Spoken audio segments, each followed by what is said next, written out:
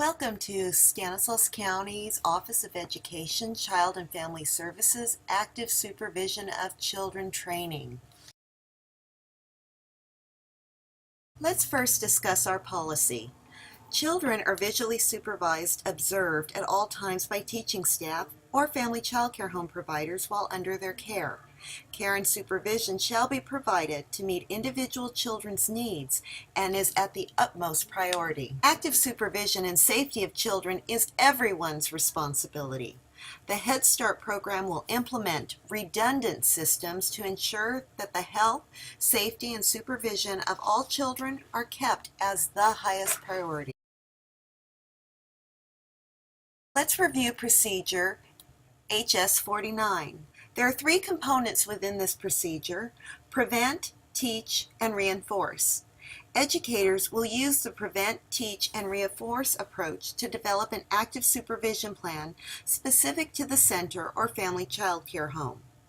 The plan is most effective when each adult and child is engaged to prevent, teach, and reinforce strategies that promote health and safety for all. As part of this process, staff or providers will actively engage with parents, guardians, volunteers, visitors, as well as children to maximize the effectiveness of the active supervision plan, which could include strategies such as the child count. The first area is prevention. Prevention is key in ensuring the success of the active supervision plan. The plan will be implemented effectively and consistently in order to prevent health and safety threats to children.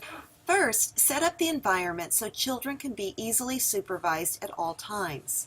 Strategies can include, but are not limited to, study the classroom, outdoor play areas to ensure that furniture and play equipment allow effective monitoring of supervision of children at all times.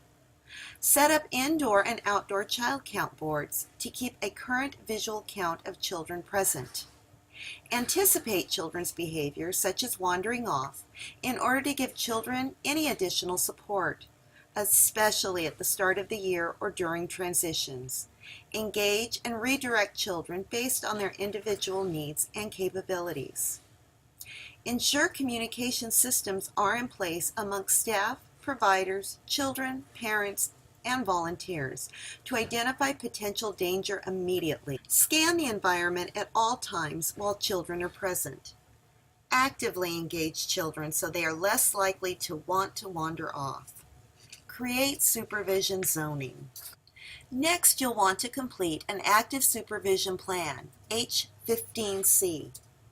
Each site or family child care home must complete a group or class-specific active supervision plan, which describes the site, family child care home specific strategies, visually identifies playground supervision zones such as restroom, diapering areas, and outdoor play areas, transition, restroom, and ensures that every child is actively supervised at all times while in care, with special attention given to high-risk times, for example, transitions such as child arrivals and departures. Teacher and child ratios are very important. For Head Start, infant and toddler is 1 staff member to 4 children. In preschool, it's 1 staff member to 10 children. For Head Start, with infants and toddlers, the ratio is 1 teacher to 4 children. Preschool, 1 teacher to 10 children. Head Start and state collaborated programs, infants are 1 teacher to 3 children. Toddlers, 1 teacher to 4 children. Preschool, 1 teacher to 8 children. Always follow the most stringent regulations at all times. Let's break down the family child care home model. For small family child care homes, the maximum number of children cared for, including children under age 10 who live in the home, is one of the following: 4 infants or 6 children, no more than 3 of whom may be infants. 6 children or up to 8 children when one child is at least 6 years of age, and one child is enrolled in and attending kindergarten or elementary school, and not more than 2 infants are in care. Parent notification and property owner. Child care homes.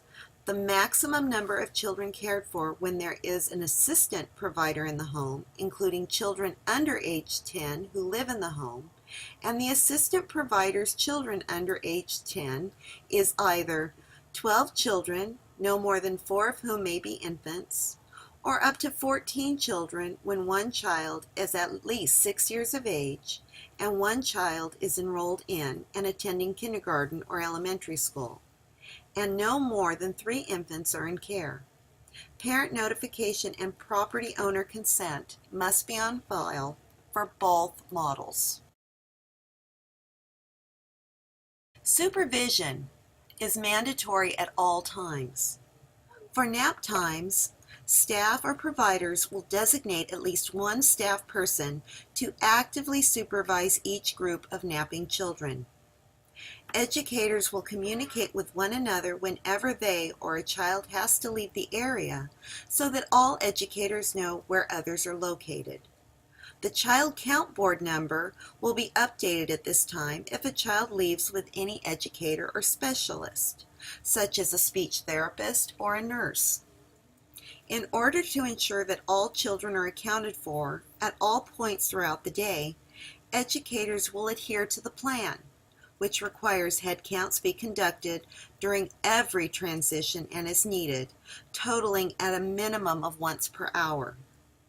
Educators will ensure visual supervision of all children is maintained at all times, including when children use the restroom. Educators will conduct and document head counts during transitions on designated child count board. The next area of the active supervision plan to review is to teach. Strategies included in the active supervision plan will be effectively taught to all educators, parents, guardians, volunteers, and children. Keys to successful implementation. Educators, substitute educators, volunteers, parents, guardians, and children will receive ongoing training to ensure effective implementation of active supervision strategies.